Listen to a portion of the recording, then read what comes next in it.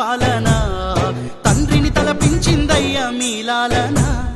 సాకారం అయ్యిందయ్య కలమీ వలన మీరు లేకుంటే వచ్చేదా మన తెలంగాణ మాటలతో టాలా వర్షం కురిపించారు